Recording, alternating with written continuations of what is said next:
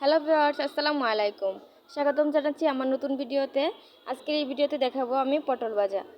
এখন আমি পটলগুলো ভেজে নেওয়ার জন্য নিয়েছি এখানে 5টা পটল, এবং পটলগুলো এগুলো আমি আঁচড়িয়ে নেব খুব ভালোভাবে।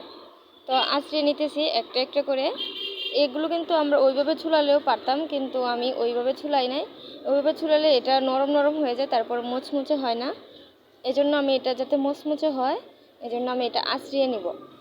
এটা এভাবে আঁচড়ে নিলে এটা টেস্টটা আলাদা হয় এবং খেতে খুবই স্বাদ লাগে। তো আমি এটা আঁচড়িয়ে নিতেছি। এখানে 5টা পটল নিয়েছি, 5টাই আমি খুব ভালোভাবে আঁচড়িয়ে নিব এবং 2 মাথা ফেলে দিব।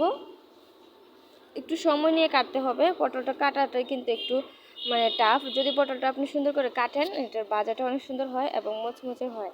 আর এটা কিন্তু একবার সেম পাতার মতো হবে, যে কেমন বলবো, গোলাপ ফুলের পাতা এরকম হতে পারে। তো আমি পটলগুলো ছুলিয়ে নিতেছি। ছুলিয়ে নিয়ে পটলটাকে আমি লম্বা বরাবর ধরে আমি এক সাইড করে কাটবো। তো কেটে নিতেছি, আপনারা কাটাটা একটু লক্ষ্য করুন।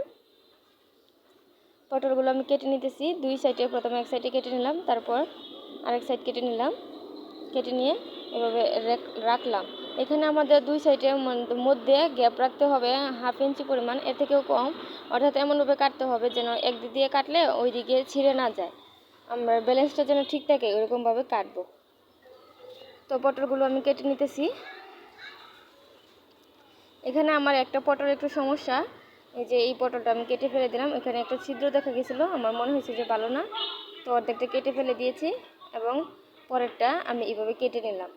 কেটে নিয়ে এখন পটলটা আমি পরিষ্কার পানি দিয়ে ধুয়ে নিব, ভালোভাবে ধুয়ে নিব।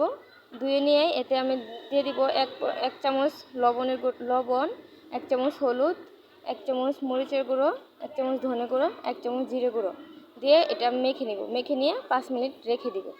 এখানে এই পটল ভাজাটাতে কিন্তু মূলত জিরের গুঁড়োটা দেওয়াতে আলাদা একটা স্বাদ আসে, এবং এটার কি বলবো, বুঝে নিন। তো আমি একটা কড়াই দিয়ে দিলাম তেল, দিয়ে আমি এই পটলগুলো ছেড়ে দিলাম, আর সাথে যে মশলার পানিটা ছিল ওইটাও দিয়ে দিয়েছি। দিয়ে আমি চুলার আঁচটা লো করে আমি 5 মিনিট ঢেকে দিয়েছি। 5 মিনিট পর আমি ঢাকনা উঠিয়ে আবার নেড়ে দিব, তারপর উল্টিয়ে দিলাম। উল্টিয়ে দিয়ে আবার আমি ঢেকে দিব। ঢেকে দিয়ে আবার 5 মিনিট রাখবো লো আছে। তো 5 মিনিট পর মোটামুটি আমার এখানে 10 মিনিট চলে গেছে। 10 মিনিটে আমার পটলগুলো একেবারে সিদ্ধ হয়ে গেছে। এখন আমি ওই যে নাড়ানি দিয়ে এটাকে চেপে চেপে দিব। যত ভাজা হবে আমি ভাজতে থাকবো আর আমি এটাকে চেপে চেপে দিব।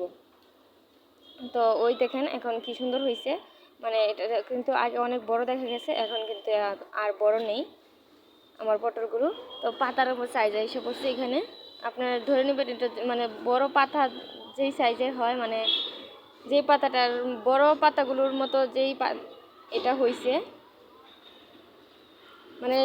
যেই পাতাটা আর কি বড়, আপনারা ওই পাতাটাকেই এই পটল পাতা ধরে নেবেন, অর্থাৎ এই পটল ভাজাটাকে ধরে নেবেন।